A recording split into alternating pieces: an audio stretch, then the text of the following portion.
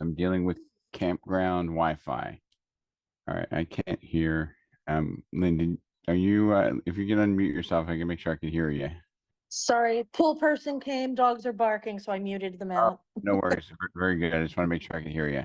All right. So, today is uh, focused on, in my opinion, just three things that we need to keep in touch with our people about, which are three ways that they can communicate to their sphere of influence. Which, as I'm driving around a lot, I'm listening to team leaders, coaches, and one of the podcasts I listened to was like, there is nobody who's making 50 calls a day talking to two people that is hurting for business in any market, never mind this market. And as team leaders, what do our team members want to do? Anything but calling, right? They'll find any excuse to figure out, hey, what's going on with the market, what's happening, but it's not about making these hard prospecting calls on a consistent basis. And if we're not reinforcing or I almost want to use the term nagging them to do that or holding them accountable, then we're basically not we're not being the team leaders that we need to be. When I talked to one of our top teams, I talked to three of their team members who are all having breakout years, and I asked them the same question I often ask you: is, hey, is there anything I can do to help you?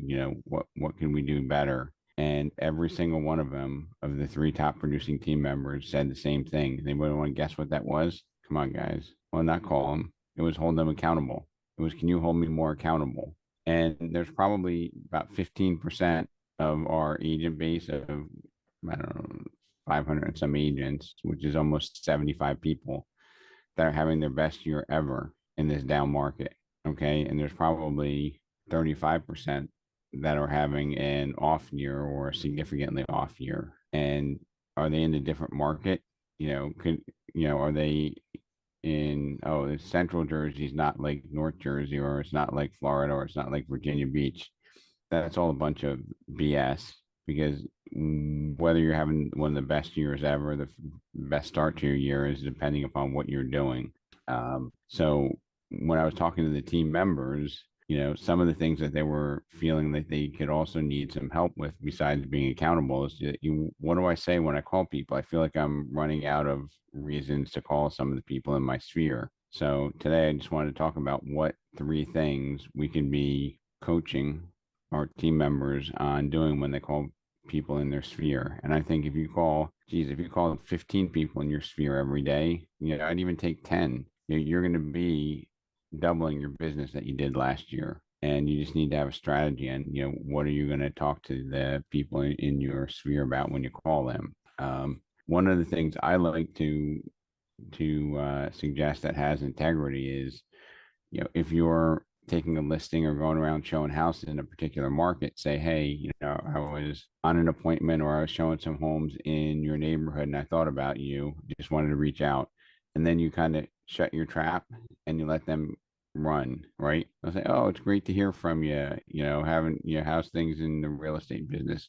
Bam, question. Or, how are you doing with your family? Bam, you start to engage them in a conversation. And then you just need to go back to your normal script. Hey, do you know anybody that I can help in your neighborhood looking to move in or out? Right, those standard questions that you go to all the time, every time. Another one that I was listening to our friend Tom Toole. He's like, if you call up and say, hey, how are things going at work? One or two things are going to happen. One is, hey, things are great. By the way, I was thinking about, trading up in my house, or things are great. How are things going at work with you? And that opens up the door to real estate questions and having those conversations about what's going on in our market locally, right?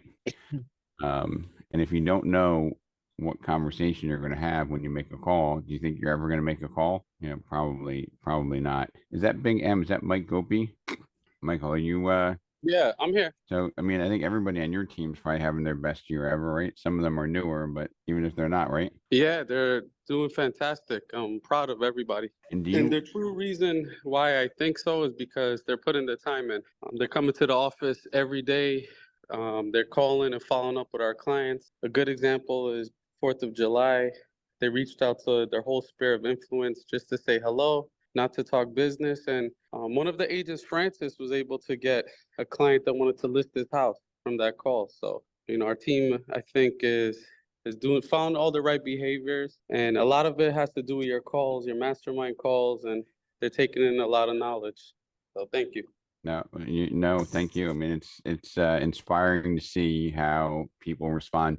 Do they like it when you hold them accountable, Michael? Yeah, they like it because it gives them structure. It gives them a lot of structure to hold them accountable, to go over their goals, to follow up with their pipeline.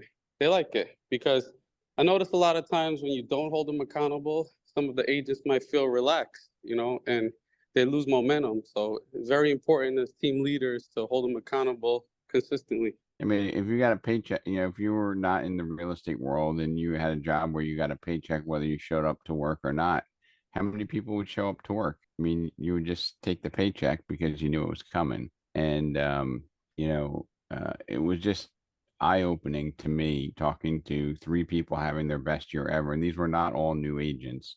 And I think that the team leader was giving them really great content, great leadership.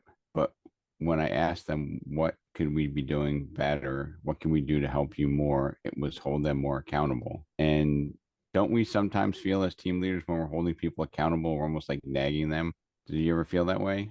But think about how you're going to move the needle without holding them accountable. And it's almost like, it's like saying, I want to use the phrase right, but I guess I'll borrow the phrase from Glenn. Accountability is love, or love is accountability.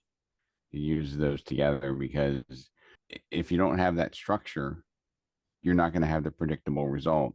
And if you don't have the predictable result, you kind of go off the rails. And in terms of predictability, if you look at like a financial asset, if something puts off 6% and there's zero risk, right? People want to put their money there as opposed to something that pays a higher yield where there's a lot of risk to it. And people in real estate, they feel like they need to be rewarded more because there's a high risk component to the business. And if you're in the real estate business and you do all the right things, the risk really isn't there. Okay, there's going to be a deal a week, a month that is off. But if you're doing all the right things, you're not worried about it. So if a deal falls apart, you're like, you know what? During the course of the year, I'm going to contract 30 deals. 3 of them are going to fall apart. This is one of those 3. There's nothing I could have done about it. I keep moving on. I'm making my calls. I'm doing all my things. It doesn't even affect my mindset. But how many people on your team, when a deal falls apart, they're like, shit, now what am I going to do to pay the mortgage? Or what am I going to do to pay the rent? Or what am I going to do to pay the college tuition? And that's all because they didn't prepare and have that abundance because they were doing all the right things all the time. Glenn, what is your saying? Is it accountability is love, or love is accountability? Accountability is love. Right. So I said it both ways, so I got it right. But that's what these team members look for team leaders for, is to hold them accountable for doing the things and maybe even giving them the suggestions on what to do to be more relevant. Another thing is, I want to say it was 8% of active real estate agents. I don't know what that means. This was one of the Tom Ferry podcasts from a couple of years ago. Only 8% of active agents have a qualified database. And what he meant by that was where people were categorized, and he could say, can you send an email in 5 minutes or less to everybody that you sold the house to in the past 6 months? Can you go into your database and send an email to everybody that you showed a home to in the past year and didn't buy? And if you don't have your database in like a basic functional format, you need to really work on cleaning up your database. And I think most agents if we're not inspecting what we expect, their database is not usable at all. A lot of them will go like this.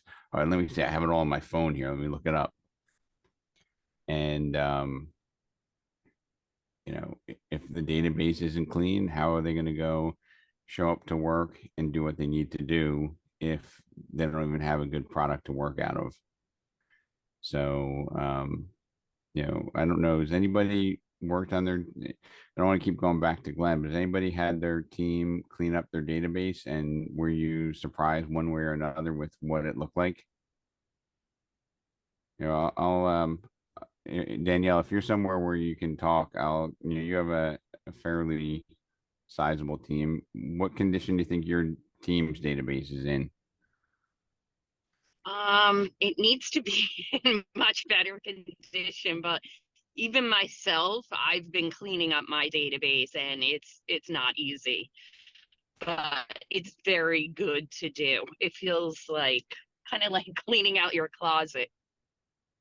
Yeah, I You mean, find things, you want to throw away things, but it's, you have to update things. I mean, that's really your asset in the business. If you were to think about the legacy to your business and how could it provide an income source to you, your database is the only thing that you really have that you can sell. Because that's where Great. all your transactions are housed. And the better condition, the better organized it is, the more valuable it's going to be to you, or while you're operating the business. And then if you ever decide to transition out of it, to do that. So and I know it's hard to clean out your closet, and I know it's hard to go through and spend time on it, because everybody always wants to get distracted and do something else. Oh my God, there's a problem with the deal. Let me go try to fix that. Right. And my third easy thing was milestones. Right. And you need to create your milestones in terms of calling people. It was, if you're active in their market, right? So if they're looking for a house in Boca Raton, and you're actually just took a listing, or you're doing some showings in Boca, easy excuse to call people that you sold or that were looking in that area, saying, hey, I just took a new listing in Boca. I know we were looking for a property back 8 months ago. Or, hey, I just took a new listing in your neighborhood. I just wanted to let you know about it and let you know I was thinking about you. Number two is, I just wanted to check in, see how the job, how are things going with you at work? And this is a credit to Tom Toole, because he's one of his team members. When they ask that, people go, oh, it's great. How are things going at work with you? Gives you the ability to open up the conversation about real estate. And the third thing is milestones. Okay. And milestones are virtually anything. It could be a house anniversary. Like if you sold them a house, maybe you should have an absolute commitment to calling them on the anniversary of the time that they sold. And then the customers will come to expect the call from you when they bought their house. And they'll actually remember the date that they bought their house, because I don't know, do we all remember the date we bought our house? I don't. Lynn, do you remember the date you bought your house? Okay. Glenn? No. So there's a good excuse. Oh, yeah. June 17th. We've been here for 6 years already, right? It's a great conversation piece. And you need to get comfortable saying, hey, how are things? Do you know anyone else that can help looking to move in? Or like, you need to be able to make it natural. If it's not natural, it's not going to be a good conversation. And if it's not a good conversation, guess what? You're not going to continue to do it. Right. So, the three things that I would encourage us all to talk to our team members about would be, how are things at work? I was in your neighborhood, either taking a listing, showing a house, whatever, and I thought of you. So in your neighborhood, thought of you. How are things at work? And then milestones. And milestones could be, you know, the first time you showed them a house. I can't believe it's 2 years since I showed you a house, Patrick. You know, when you want to go out again, like, without being completely salesy, on social media, hey, I saw, Melissa graduated 5th grade. That's a milestone. It's a reason to talk to somebody from a human level. And if we're not encouraging our team members to do these activities on a consistent basis, it's never going to happen, and they're not going to have their best year ever. And we're going to be missing out on an opportunity. I won't go any harder than that, but we really will be missing out on an opportunity to help people. And you might also, as I'm looking at a couple of people, you might also identify people who, once the accountability comes up, they're not a good fit for your team, right? I mean, and Patrick, without naming names, I mean, there are people on your team. There's at least one person who, has every excuse under the sun, right? And that doesn't help anybody else. That just brings everybody else down, because, it hurts me when I see somebody struggling, and I know they're just not doing what they need to do, especially when they have talent or potential talent. And then I have, people on Michael Gopi's team who, Michael, how many of your team members are new to the business, like less than a year or two in the business? Out of my 5 agents that I have, I would say all 5 is new. Actually 4 out of 5 is new. Barbara is the only one that has experience. 4 out of 5 have, less than 2 years experience. And is there anybody that's not, either closing pending business and having a closing in the last 30 days, or, working with at least 3 people on your team, Michael, right now? No, everybody has, well, before they came to RSG, they had no closings. They've never closed. And every one of the team members have at least probably almost 5 closings each. Because of, I truly believe that to be successful in real estate, you have to believe in it. You really have to believe in real estate.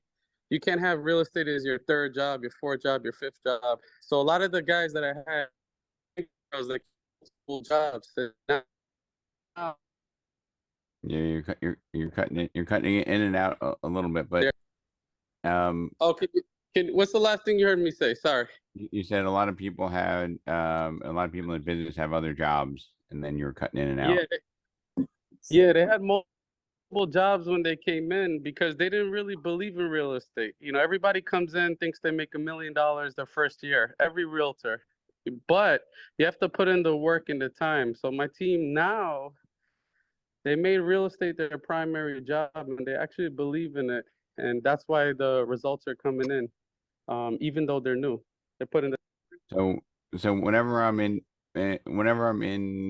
Florida, Michael always reaches out to Frank at Motto, the lender down there, and I think Frank's been in the business 30 years, and he's kind of a great sounding board, kind of just like you, Glenn, with your lenders that have really strong resumes that actually engage and help people close more deals, not just get mortgages done, right?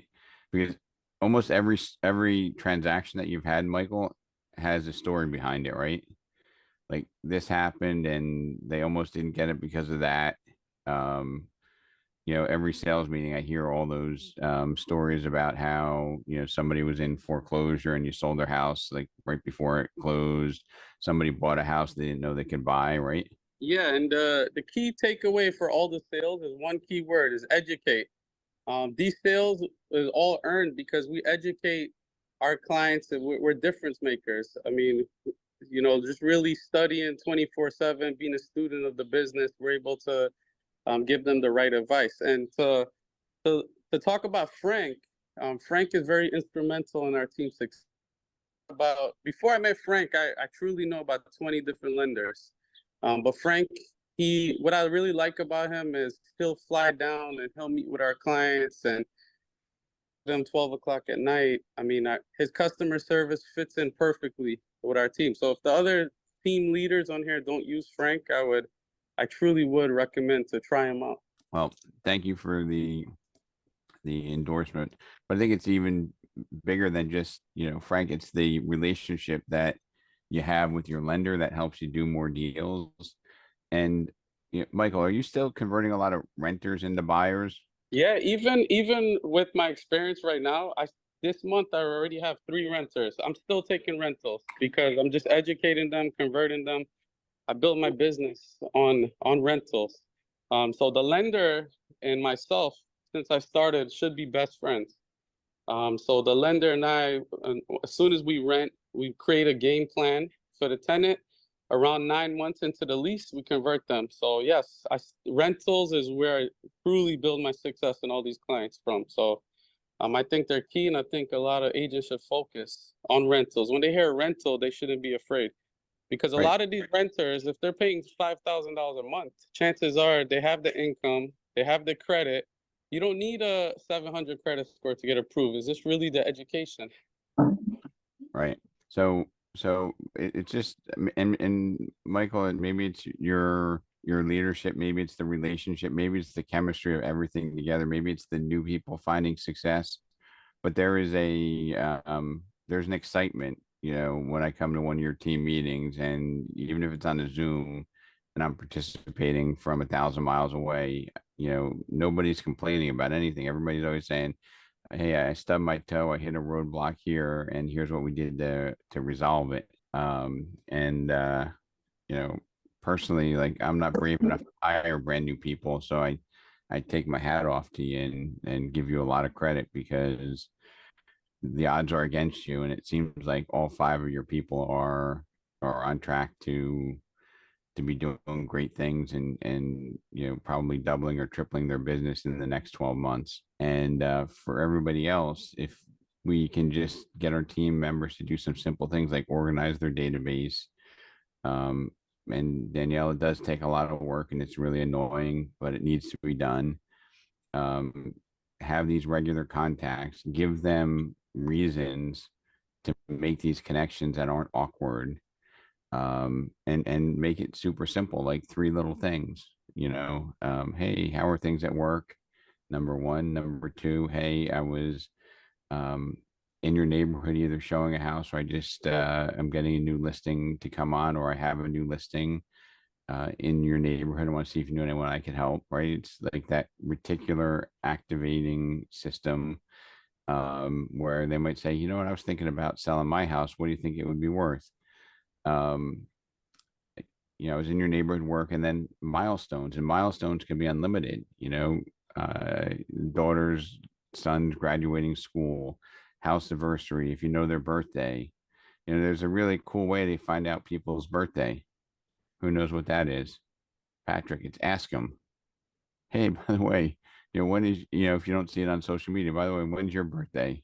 Mine's in August, right? Super easy conversation. Then you can next time their birthday comes up, hey, just wanted to reach out to you and say happy birthday, instead of writing on their wall or sending them a text message, which is, check the box. I didn't get penalized for not recognizing their birthday, but I want to now have a reason to call them and have that conversation. And that's the shift, right? A lot of people don't want to be penalized for forgetting it, but I want to have that conversation that might lead to something else.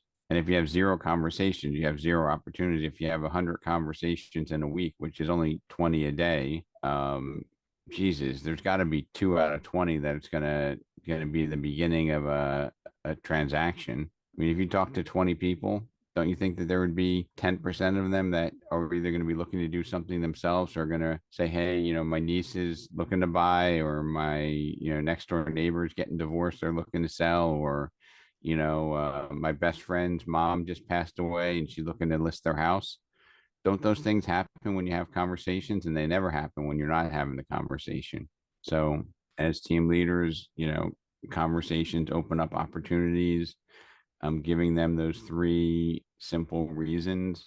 Hey, I was doing some business in your area, showing a house, taking a listing. I took a listing and I thought of you. Okay. And you might want to write this down, or if you want, I'll text it to the group. As a matter of fact, I'll probably just text it to you all, but I would encourage you to write it down. I was in your neighborhood, I was doing business in your area, and I thought of you, and then just shut up and let them, talk about them. Number two, hey, this is a separate call. Hey, just wanted to reach out, see how you're doing. By the way, how are things at work? And the reason why you say that is they're going to ask you how are things at work, which opens up a easy way for us to talk about what's happening. And the third one is the unlimited milestones, which is digging into your database at house anniversaries, birth dates, any milestone with their families. Hey, is Joey, is he a senior now in high school? Oh no, he's in college. Great. There's your way to show that you care about your clients, not just looking at them as a paycheck. Does anybody else have any other reasons to call that you want to share with the group? Like if you're sitting there calling your database, Mr. Horn, you have any? Hey, Rob, I Give me- have something. Oh, go ahead. Go ahead, Charles. Yeah, that's okay. No, nothing to add except that I need to establish my database. I'm the worst, dude. You know me. I have my phone, my notebook. All my calls get logged.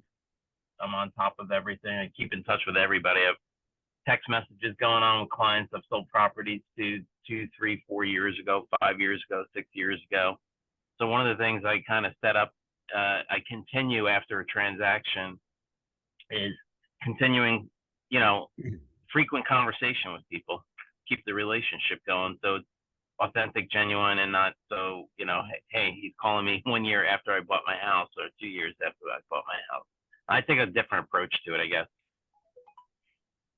Very good. Well, I mean, hopefully, you see the benefit in cleaning it up, and then, Oh, no, when absolutely. you Absolutely. when you grow your team, you have an enhanced responsibility because people look at how you behave and they model it. So Yeah, no, I know. you don't have your database, in order, and you don't have your prospecting routine. It's going to be copied by your team members. And Donna, Right. you had something to add? Yeah, so one of the best ways to keep in touch with your clients is following them on social media. They share everything, graduation, death, any milestone, it's there. So that would be a great reason for you to reach out to them because sometimes it's awkward, like, okay, what am I going to say? Or you run out of ideas. You can't always say, oh, I was in your neighborhood. So by following them on social media, you'll be able to keep in touch with them, when their kids are graduating, going to dance, a new member in the family. So having a business Instagram and Facebook will always help. They'll Now, always remember you, and then you'll always remember them. next Monday, I have my topic already, and it's going to be on, our mega referrers. Okay, and we need to identify who these people are and treat them like gold. And Danielle, I don't know if you remember when I was at your office, I was talking about when I was in the lending business, and that wound up being 3 transactions for you. Yes. And the true story, I was like, when I was in the lending business, I had this one client who was like over the top, was always thinking about me. He gave more referrals than my mom to me in the lending business. And I'm like, I'm going to give Alan a call. And I didn't even have his number. I looked him up on social. I Googled his name and I found him on LinkedIn. So I sent him a message and he called me back within a couple hours.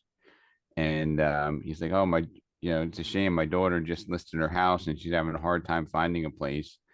Danielle, you sold the daughter a house. You wound up listing their house. And then Yes. you got 4 transactions because you sold his house and you sold him a retirement home, right? And I did sell his daughter's condo and then she bought a place and he did send other referrals my way as well. But yes, transactions. But that was just because I was talking in the Tinton Falls office, talking about this mega referral I had in my life. And I just actually made one connection to him and it wound up being 4 transactions. So that's what I want to leave my thumbprint on. And I want to think that's going to be the conversation for us on next Monday is those mega referral sources that you might not even know. And we just need to treat them like gold. And then that will probably be a week or two later in our Friday mastermind.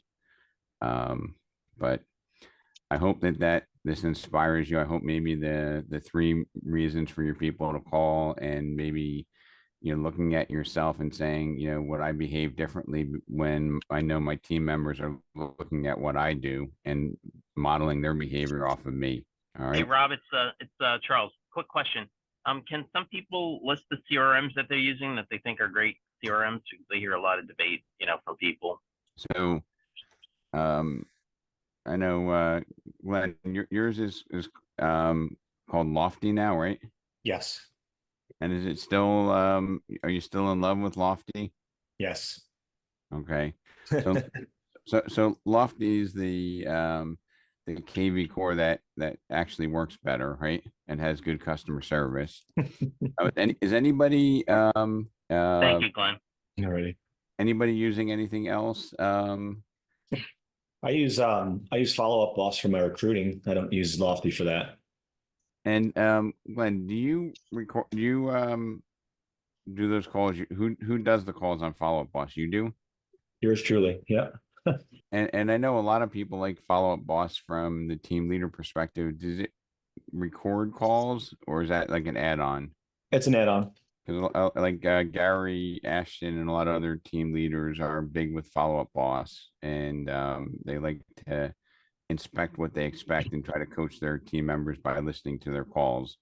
And Yeah, we do. I have the functionality is the same as Lofty. Lofty has the recording as well. I think Follow Up Boss is a rudimentary Lofty. Let's put it that way. And it's not about being creepy and listening to their calls behind their back. It's about, hey, if you want, I'll just role play. Hey, Glenn, if you want me to help you, if you record the calls, we could sit down for 20 minutes once a week or once a month, whatever time you're available. And I can listen to your calls with you and try to give you some pointers on how we can improve that. And if you don't want that, fine, because Glenn and I were really busy. Like, we don't want to be creeping in on your calls. But if you want help, we could help you. But if you do it the other way, where you start listening to their calls and then you say, hey, I listened to this call, like, what, you're listening to my calls? They're going to be like, it's going to be really weird. So And I position it, Rob, as hey, if you had a call that you think didn't go so well or they hung up on you, just shoot me the name. And I'll tell you, like, I'll get 2 or 3 a week from people, and then I'll give them a call and I'll say, hey, here's how I probably would have approached that differently. But I almost like created a, you tell me when you, and people do it because they want the help. And it doesn't come across as that stalkerish. And I certainly don't have the time to listen to everyone's calls. Glenn, would you mind spelling the name of that application, Lofty or Lofty? Lofty. Yeah, It used to be called Chime. Thank you very much. all right. So and next week's topic is going to be mega referrers. And look, if you want me to hold you accountable or through our local leadership team, I'll do that. I'll do exactly what I'm suggesting that you do with your team members so that we can move you a little bit further, a little bit quicker, and cleaning up the database, getting more active, making some newsflash. If you're not making these calls yourself, and I don't care what level you're at, I don't think your people are going to fully follow you. So if you can't, get on with your own database, make some calls, remain relevant in the current market, your team members are not going to be everything that they can possibly be. Yeah, and Rob, one comment that I'll make that when I got on calls, I said to my teammates, hey, you need to do this call or these types of calls. And everyone got into that analysis paralysis. So what I did was I put it into a calendar. And then when I say a calendar, we have certain events that happen throughout the year. We have certain things that happen from the moment someone closes, like day 30, they get something saying, hey, I'm sure by now you have a bunch of things that you need to do around the house. What contractor can I help you with?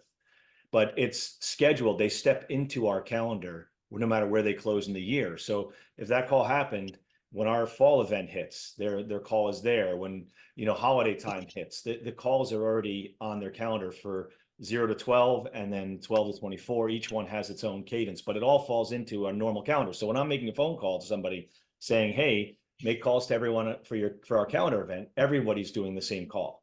It's not randomly trying to pick it and choose it, because if you give them the option, they'll never make the call. Yep. And you might think that they don't want that accountability, Glenn, but I think your team members, probably like some of the others I spoke to, they appreciate the accountability. Yeah. And you know, I as a team leader, I was always like, oh, I don't know if I'm going to send a video out to all of their contacts. Maybe the team won't like it. And the team was like, I'm not making the video, send it. Like, it's the contact still coming back to me. You do it and I'll get the benefit of it. And that attitude really changed in the last year. And I take things right off their plate that I know they're not going to do. Why beg them to do it and know that they're going to fail, opposed to putting them in a position where they're going to succeed. Well, you guys and ladies are amazing. I appreciate your half an hour every Monday, and I've got 2 great topics for the next 2 weeks. So I'll do a lot of prep for it. I appreciate you. Have a great week and stay cool. Bye, everybody. Take care. Bye-bye. Bye-bye.